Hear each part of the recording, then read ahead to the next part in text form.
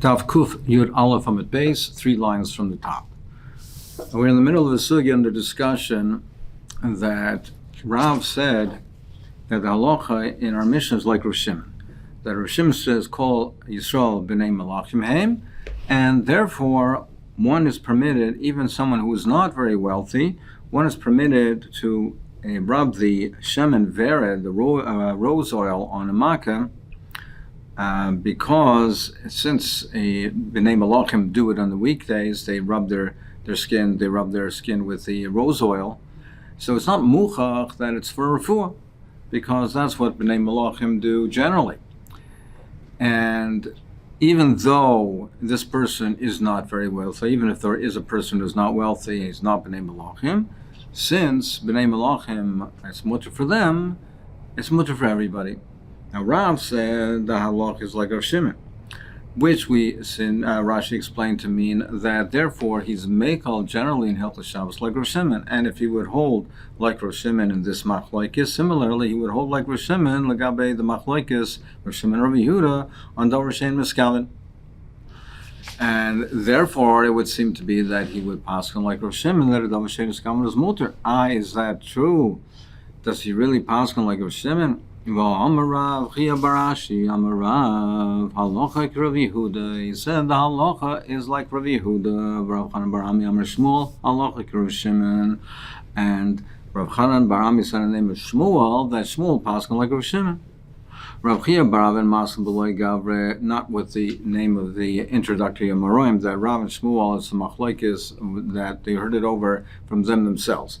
Rav Amar Halacha Rav Yehuda. Rav said the halacha is like Rav Yehuda. Shmuel Amar Halacha Rav Shimon. Al Kaponim, you see that Rav paskins like Rav Yehuda and not like Rav Shimon. El Amar Rava Ani Vari Shebachabura Targima. He said, me and the lion in the Chabura will explain to the Manu. Who's that lion? Rabbi Chia Barav. What is the pshat? Halacha Rav Shimon v'la metamei. It's not that Rav paskins generally like Rav Shimon. And over here, even in our Mishnah, he paskins like Rav Shimon, but it is not following the reasoning of Rav Shimon. It happens to be that the Rav paskins a halacha that coincides with what Rav Shimon says, but not for that reason, and therefore not in all circumstances.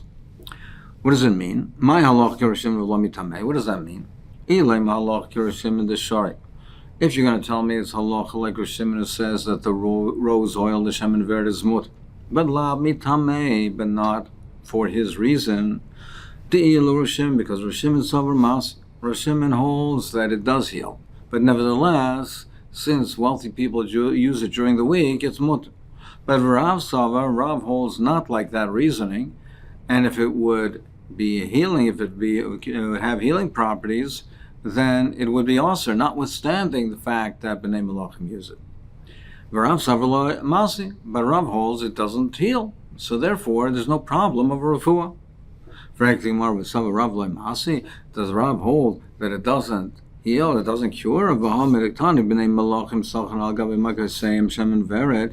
the Tanna Kama holds that the b'nei malachim can do it, meaning both Rav Shimon and the Tanna Kama hold that it has healing properties. Tanna Kama holds that it's only b'nei malachim, it's only mutter for them on Shabbos. And Rav Shimon holds everybody. They both hold it as healing properties. So you see that it heals. That can't be the shot. Ella, what does it mean? Halacha Rav Shimon d'shari. The halacha like Rav Shimon says is mutter v'la mitamei, but not for his reason. Dil Rav Shimon savar apel gavdoloi shchiach shori. Rav Shimon holds that even though it's not common, an average person will not regularly use it, it's mutter, notwithstanding the fact that an average person doesn't use it, it's mutter, because b'nei malachim use it. And since b'nei malachim use it regularly, it's mutter for everybody. V'Rav savar, no, ishchiach yin, v'lo ishchiach loy. Rav holds not like Rav Shimon. He holds not that way. He doesn't paskin regularly like Rosh Shimon, generally in Shabbos. He is not mekel, and the reason he's mattered is not because we're mekel like Rosh Shimon, and therefore, legabe the machlokes of Dorshen Miskaven, he does not paskin like Rosh Shimon, he paskin like Yehuda. So why does he hold that the rose oil is mutter? Rav holds it's only if it's common, it's mutter. If it's not common, it's also uba the Rav. But in Rav's region, shchiach mishcha devarda, it was common. The rose oil, the mishcha devarda, was common. So therefore, it was mutter. Now, really, essentially, possible like the Tanakama. It just happens to be that in his region, it was commonly used. So there's no reason to aser it else refuah. So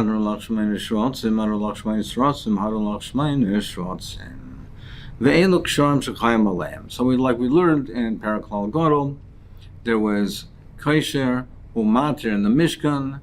They tied knots for Uriahs. They had the nets where they caught the chalazon, where they tied and untied the knots, and they extended the nets to catch the chalazon. Now, the general principle is that just like the knots that they had made in the Mishkan for the purposes that they used them, the knots that they made were permanent knots. So one is chayev only for making a permanent knot. And similarly, one is chayev for untying a knot, similar to in the Mishkan, untying a permanent knot. So if one makes a knot which is not permanent, he's not chayav chatas. If he unties a knot which is not permanent, he's not chayav chatas. And as we'll see in the Gemara, there's different stages or different dargas. There's what's called a permanent knot, a kesher shel kayama, where he's chayav.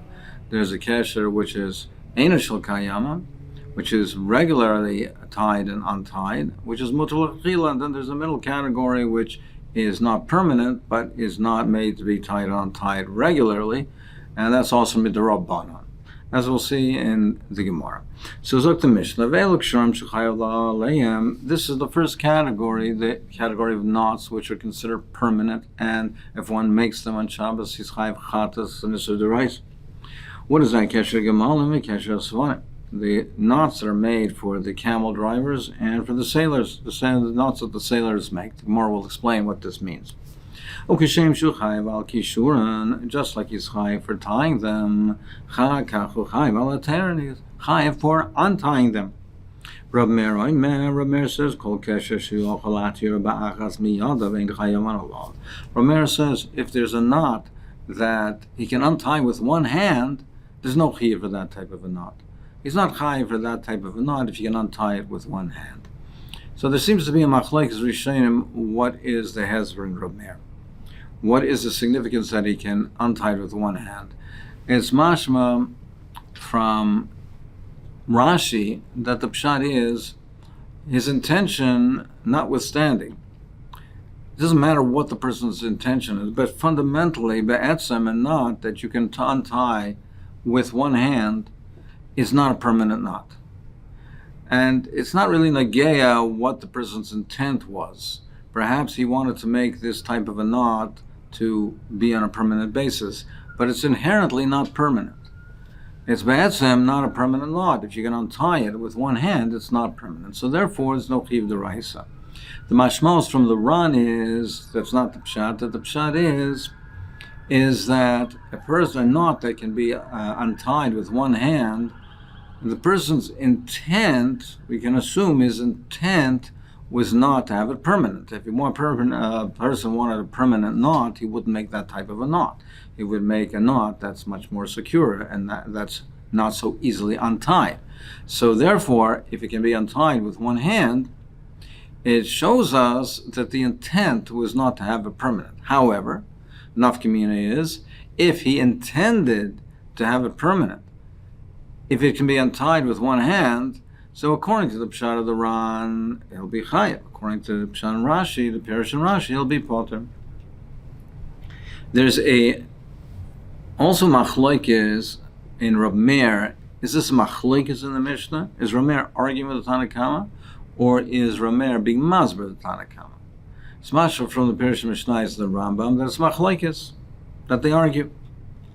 The Tanakama argues that according to the Dvos Mashma, there's no machlokes here. It's a pirush that Rab Meir is being mefarish the Tanakama. He's not arguing with the Tanakama. Zok the Gemara, my kesher gemalim, kesher sfanim. These are permanent knots. What do we refer to when we say these knots? Ilim katar the katra bezamma, the katra b'strida. If you mean to say we're talking about the knot that's made when the camel drivers, the way they have the ropes in order to lead the camels, they put a ring into the nose of the camel. They make a ring by tying a heavy rope through its nose. It's a nose ring, and they make a knot in it, and that creates a ring.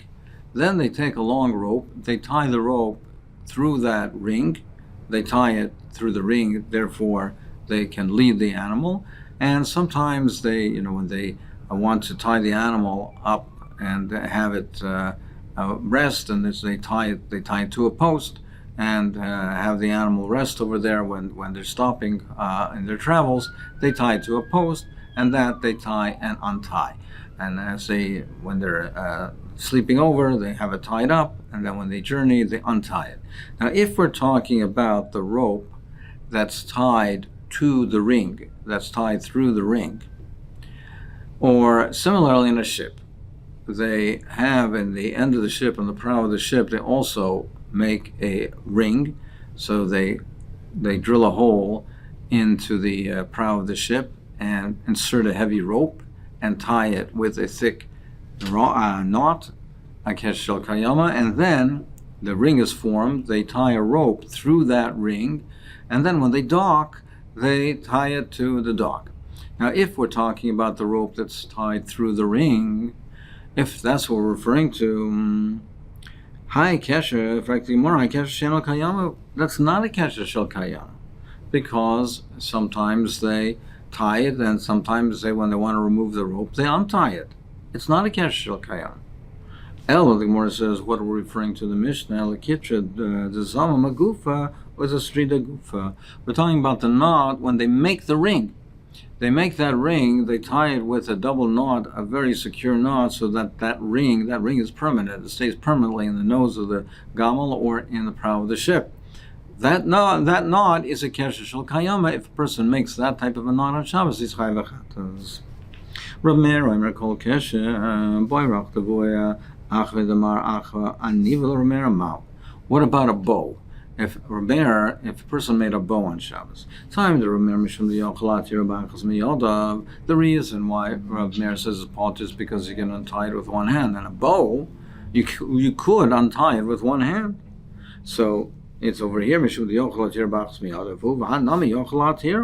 this also you can be matter, so it should be mutter. Perhaps we should say times Rav Meir, perhaps because it's not so tight. And so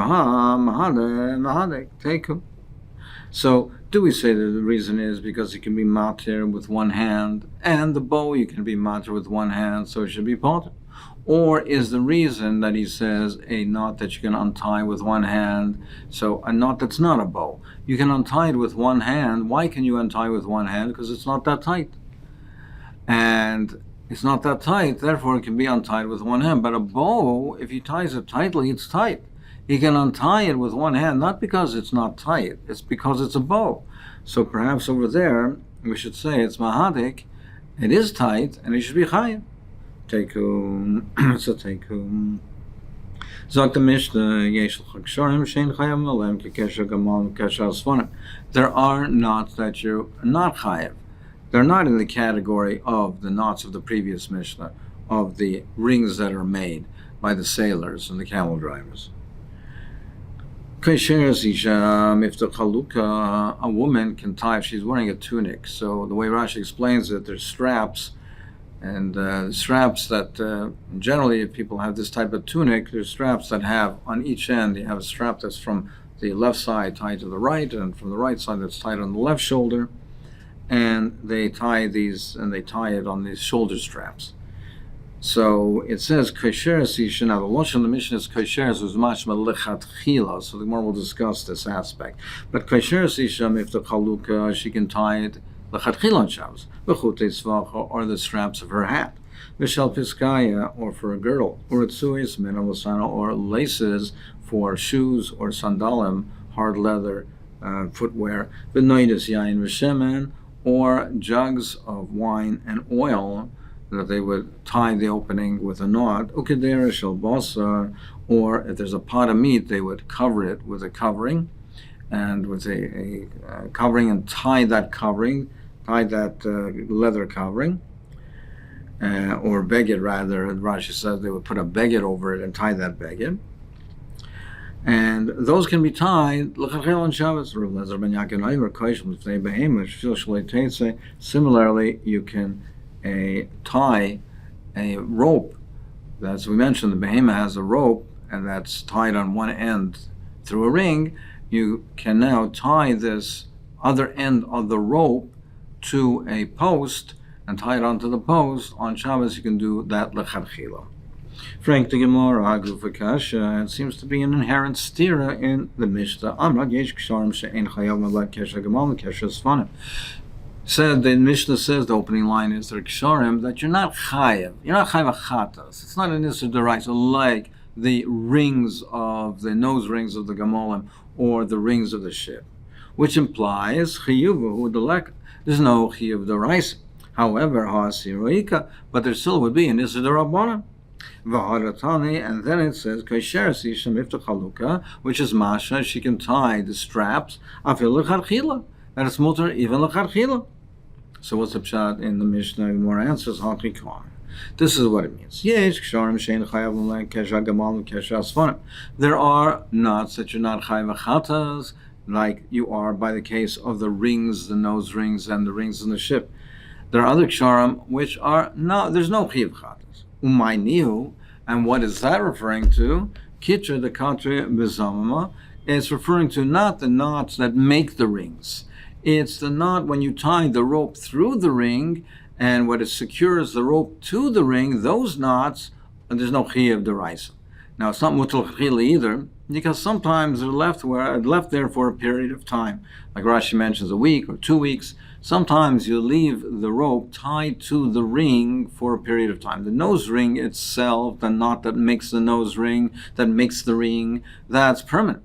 You tie the rope through the ring. You don't tie and untie it regularly, daily. Sometimes you leave it there for a week or two, so there's no issur deraisa, but there's an issur derabbanan. So that's referring to kitcher the katra b'zamav, kitcher the katra b'sarida, or the knots that are put through the nose ring of the camel or through the ring of the ship.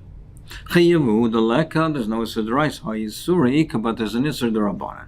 Now v'yesh, then the Mishnah continues on the list that's mentioned in the Mishnah. V'yesh mutam lecharchila, you have knots which are mutal lecharchila. Umaynihu, what are those? Kaisheras miftachei chaluka, like the list that's mentioned in the Mishnah, that those are tied and untied regularly. So that is not a kesher kayama, and it's not also midrabanan either, because it doesn't have the appearance of a kesher kayama. The list that's mentioned in the Mishnah is mutar lecharchila.